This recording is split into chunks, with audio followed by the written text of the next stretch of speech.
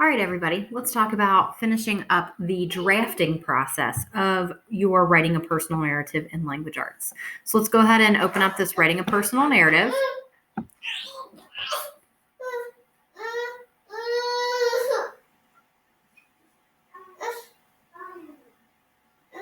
All right, let's scroll down to the writing process number 3, rough draft. So this is our last part of the drafting process before we finalize really what we're working on. Okay, so writing process step 3. I'm going to go ahead and open up this one, writing step 3 in the box here. That's your checkpoint. When you open up that personal narrative rough draft, you're only going to see this part right here, and then the rest will be blank. I went ahead and filled in a little short story for you so you guys can understand what I'm talking about here. So it'll say, please type your rough draft of your personal narrative in the space below. Do your best work. Make sure to refer to the COG skill rubric in order to achieve the highest grade you can on the following skills. We're really looking at the narrative structure, how it's organized, your style and language, and the conventions. Conventions mean like spelling, grammar, using correct punctuation, that kind of stuff.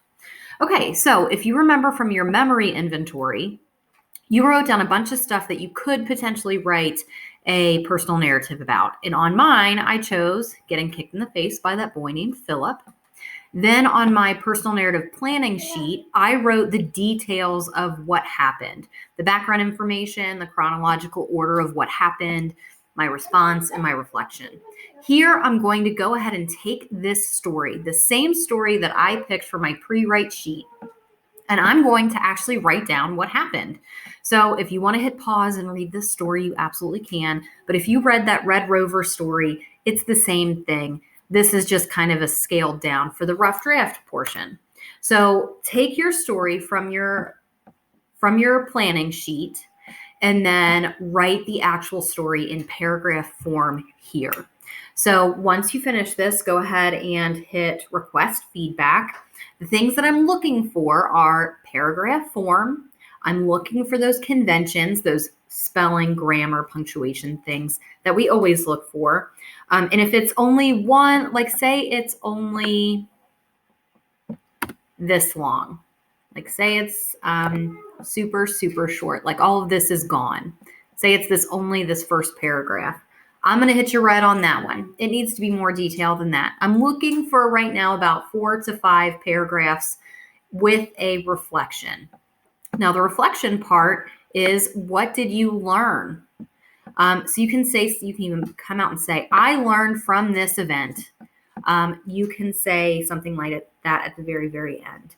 But those are the things that I'm looking for. I'm looking for about 4 or 5 paragraphs right now for your rough draft. I'm looking for spelling, grammar, punctuation. I'm also looking for a lesson that's learned. So please make sure you have all of those pieces before you hit turn in. And then the next time that you guys are ready, we will be partnering up.